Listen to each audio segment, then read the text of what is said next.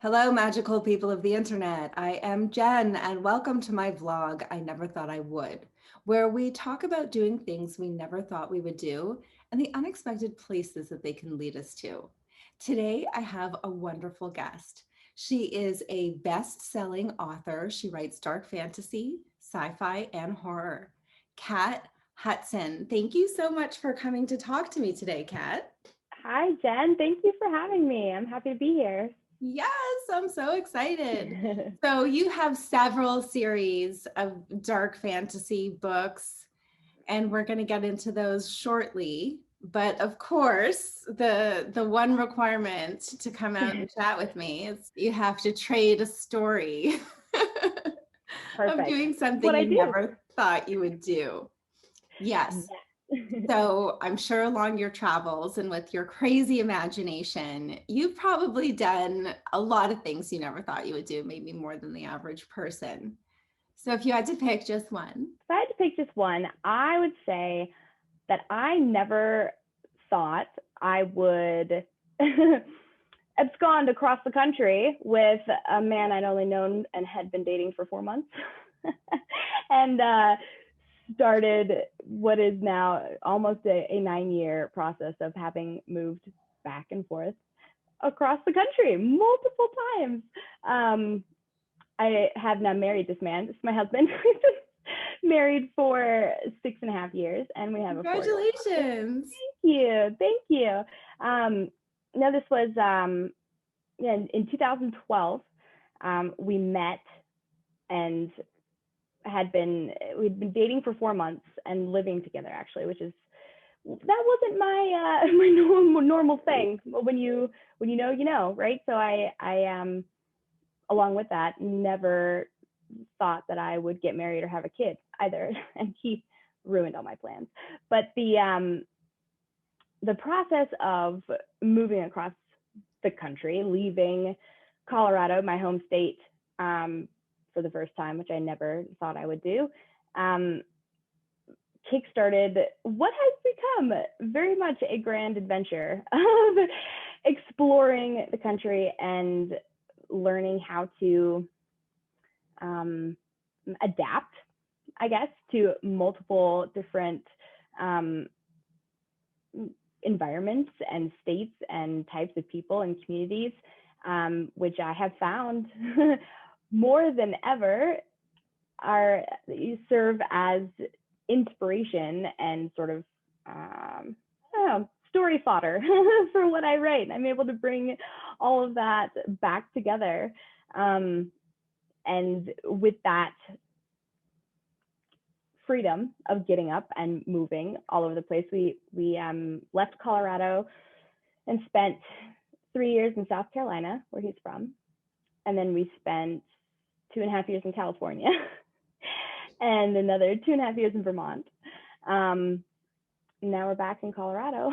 What was the reason for this traveling? Was it just adventure or was it for a particular job or family situation? The very, very first one was for no reason other than let's have an adventure. Let's do this. I was 22 and my husband was 23, and he wanted to go home and I wanted to get out Yeah. where I, had been living my entire life, and I was rather bored, I think, and finished with Colorado at the time. So we just got up and left, and then when we moved to California, it was for a job that my husband had taken out there. Nice. Moving to Vermont was also for a job of his. He was starting up a business that didn't actually go through. So we stuck around in Vermont for a while. But that actually enabled me to do another thing I never thought I would do, which is be the sole income provider for my family just by writing fiction. And Wow, which is a huge accomplishment in thank itself. you. Thank Being you. Yeah. able to make a living writing fiction, period, let alone supporting a whole family, Right. is Yeah. major. Thank you. Yeah, that was never in the plans. I had always planned, of course, to write and to, make a career out of it. I had no idea what was waiting for me when it came Yeah. to, doors opening, and being able to support all of us that way. Okay, I'm gonna pause you there. Sure. That's amazing, but I want to pause you because I have a couple of questions and I don't want to go too far forward. Sure. Okay, so you were talking about it was interesting living in so many different places because culturally, even within the same country, every Mm-hmm. state does not just state, cities have a different culture to them. So I was just curious if there was one place in particular that surprised you the most in The terms most. of culture.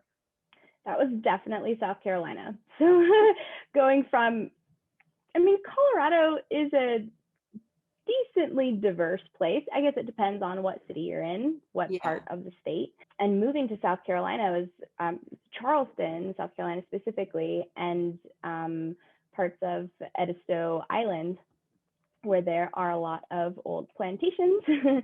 And the South is the South. It was a huge culture shock for me, in regards to seeing how prevalent racial discrimination still was and is there. Yeah, it's really amazing how they're really rooted in their history there, Yes.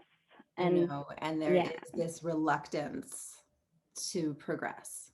right. Yeah. There's a difference too between like the blatant mindset where Mhm.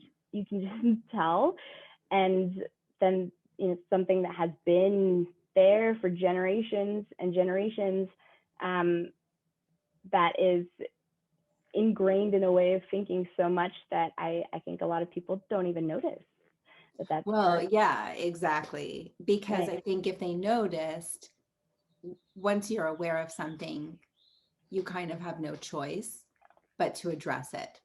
Mm-hmm. But when everybody's able to either not notice or kind of walk around in this collective denial, Mm-hmm. then it's very easy for things to stay the same.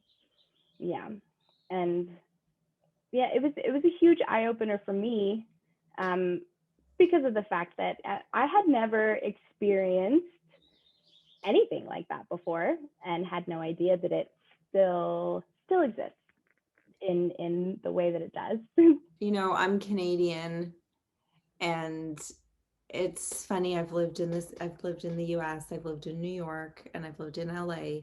Wow. Culture in New York and LA are totally different, like Mm-hmm. polar opposite, and the culture in Canada is completely different to both of those places, and different places in Canada are different. Mm-hmm. And it's funny, it's easier for me to have perspective on the United States because I didn't grow up here. I've heard some people say that's why Canadian comedians are so good at like reflecting on American culture because we're so close to it in proximity, but we're not it. So we can Right. like pinpoint the differences. Yeah, and that makes it a lot easier, when you're not in it. It's Yeah, easier to see what's going on. It's exactly. like a bird's eye view. And I definitely appreciate so much my entire experience, living in South Carolina, and that's where my husband's from. His entire family is there, and learning how to navigate that culture and community from way more different perspectives than I ever anticipated. Yeah. And I was able to use all of that, with my superpower in one of my dystopian sci-fi books that really brought all this stuff to light in a way that I wanted to, that I knew needed to, and also in a way that I felt would make it easier for people in the South, potentially, who are open to discussion and exploration, to identify with some of these things. So that's, one of my favorite things about having lived in so many different places is being able to draw from all those different cultures that are. Yeah, and that's one of the amazing things of being a writer is just being able to reflect. Mm-hmm. And it's funny how you don't have to reflect with a point of view. You can just reflect and still have an impact. Right.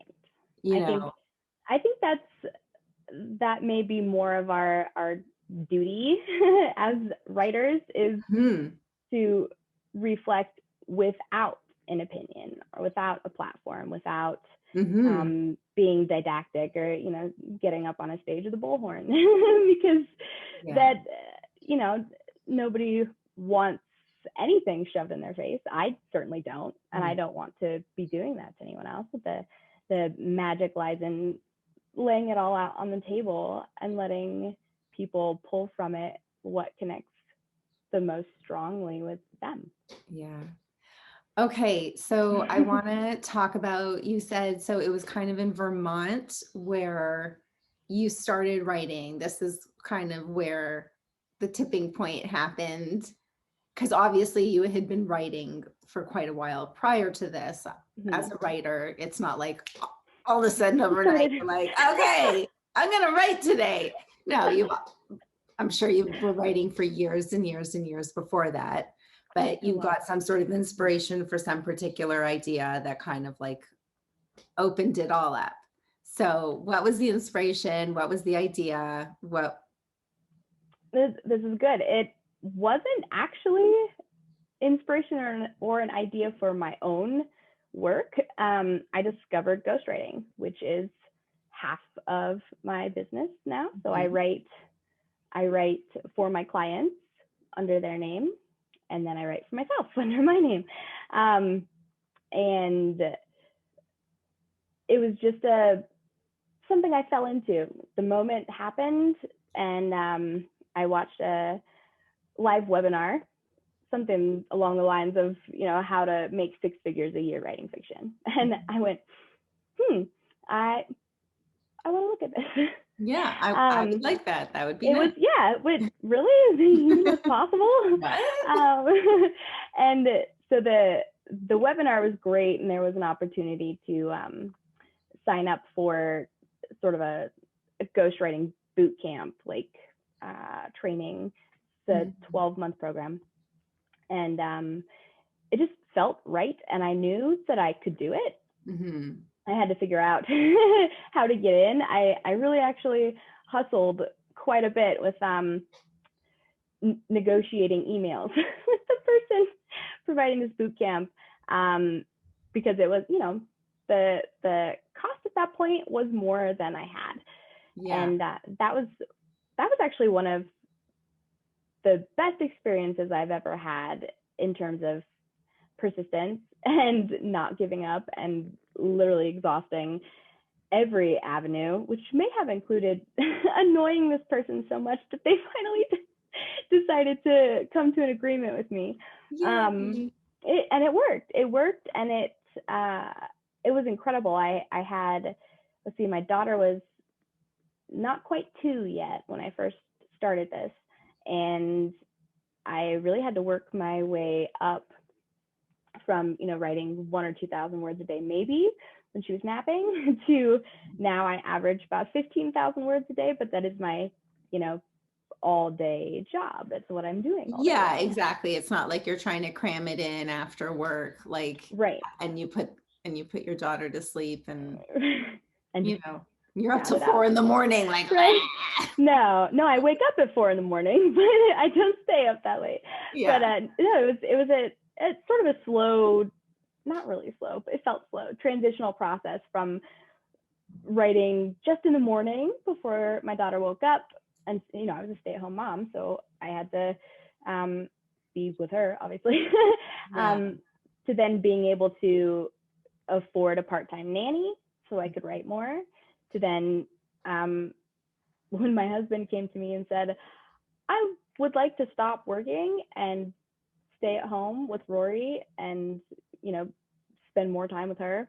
Can we do that? And I had to think about it. But I said, yeah, I think we can do that. And then it just exploded from there. I had, all You day. took that like leap of faith. Yeah, it was a big leap of faith for both of us too. Mhm. My husband has never not worked before. Neither had I until our daughter was born, and I wanted to not work until she was about 1.5. But it was the same kind of leap of faith as when we left Colorado the first time, with everything we owned in my Nissan Altima, and we drove 25 hours straight through to South Carolina with no plan. Wow, that's crazy. Yeah, it all worked out fairly well though. Yeah, a lot of times in life we have to take those like crazy risks. We have to like do something that, there might not be a foreseeable outcome, but it's like, I don't know why, I just got to go here. I got to go. I got to Mm-hmm. move, got to do this. I got to try that. Right. Yeah. And the, the worst thing that could happen, or that would have at that point, was that we had to come back. Well, that's what people don't really realize Mm-hmm. is so many people would love to like live abroad, live in a different Mm-hmm. city, live in a different country, learn a new language, and they're like, well, what if it doesn't work out? So what? Whether you're Yep. gone a month or whether you're gone a year, does it make a difference? Like, at least Right. you went, Right. figured out, this isn't for me, came And back. that's okay. I think it might even be that fear of having to admit that taking the risk didn't turn out the way that we may have wanted or imagined. I It know. rarely ever does. No, but that's the thing, it never does. Right. Sometimes it works out for the better. Sometimes you're like, okay, Yeah, I'm not that's gonna do fine. that. Right. But okay, so after all of that, so now you have this awesome ghostwriting business, you're supporting your family, your husband's at home with your daughter, and you also have this amazing fiction career. You also have a new book, The Witching Vault, which is part of your Accessories to Magic series. Why don't you tell us a little bit about the book and a little bit about the series? Yes. This is dark urban fantasy, which is actually the first urban fantasy series that I have written for myself. But after 2.5 years of very successfully writing urban fantasy for my clients, I decided to give it a shot on my own, put my own little special flavor in there. And the Accessory to Magic series is far and away my most successful to date, which is fantastic and highly encouraging. So to sum the whole series up, an apprentice witch with a criminal past inherits a magical bank that can think for itself, and the clientele are almost as dangerous as what's inside their safety deposit boxes. So, wow. Hold on. I have to process that I because that's saw. so creative. That's so creative and imaginative that I'm just like, wait a sec. What world did we just go to? Oh, this world. It's set in Golden, Colorado. It's about 25 minutes away from where I am right now. Yes, but clearly a parallel universe. Right. Yes. Not exactly this one. No. Okay. I'm in. Keep Excellent. I love it. No, it's it stays true to form with my favorite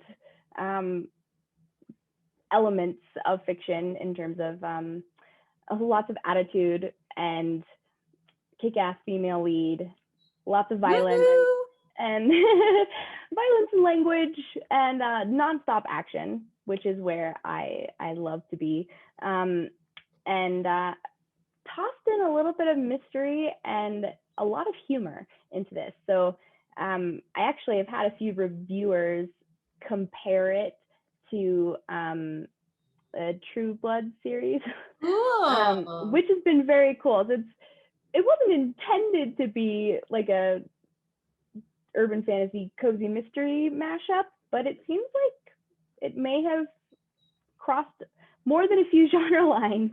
But That's so cool. it's really exciting. And there's so much of my own personal experiences from life way before I met my husband and moved out of Colorado the first time, and you know, Before you think lost your magical bank. yeah, right, before I had to give it all up and move far away. I would have stayed if I if I had this. But it's it always surprises me how even when there's no intention whatsoever, when I start writing a character or a series, how the elements of everything that I have experienced in my life just show up when the moment is right to be written into this. So Jessica Northwood, the heroine of the Accessory To Magic series, she's really more of an anti-heroine because she falls into this job, and she is battling a lot of her own personal demons and a few external ones that show up in the bank. And so it's there's a lot to draw from. With we all go through our dark moments, and we all make decisions that feel like they're the only decisions left to be made. And try and make the best out of it. And that's the thing, like we can love somebody who has that kind of character, like Walt in Breaking Bad. He was an anti-hero because he was the hero, but was he really? Wasn't exactly, yeah. and he started out that way. He definitely started out as a hero. Well, that's the whole thing. Even Scarface. Oh yeah. You know what I mean? It's like you can have your hero as a villain and still have the audience root for them. Right. Yeah. And it's been incredibly fun to watch my readers go through the Witching Vault first, and then the rest of the series as I'm writing it. And I've been getting a lot of reviews and responsive feedback that, oh, this should be a Netflix show, and I would binge it all the way. Or I stayed up till 5 o'clock in the morning reading these books, which is what every author wants to hear, right? Like, yes, couldn't totally. put it down. That's fantastic. Totally. Well, I hope it is a Netflix series. And I can binge it too. That would be great. Thank you so much for taking the time to chat with me today. So let's tell everybody where they can find the Witching Vault and your other books and your website and all that awesome stuff, social media. Yes, perfect. The Witching Vault and the Accessory To Magic series, first 3 books are out now. Those can be found on Amazon. They're in Kindle Unlimited program, but the paperbacks are available in every major book retailer, Barnes & Noble and Apple iBooks, and I can't even think of major stores now with the paperbacks. They are wherever good books are sold. You can find wherever books are sold, people. Yes. And I can be reached through social media as Kathrin Hutson Fiction, my Facebook page and my Instagram handle. I'm on Twitter at Exquisitely Dark. You can stop by my website, KathrinHutsonFiction.com. Great. And we will have all the links below. Excellent. All right. Well, thank you so much for taking the time to chat with me today. And thank you, magical people of the internet, for tuning in. I would like to challenge all of you out there to try something that you never thought you would do, because you never know where it's going to lead you. Don't forget to like and subscribe. Let us know in the comments what it is and where you ended up. Thanks, and have a magical day.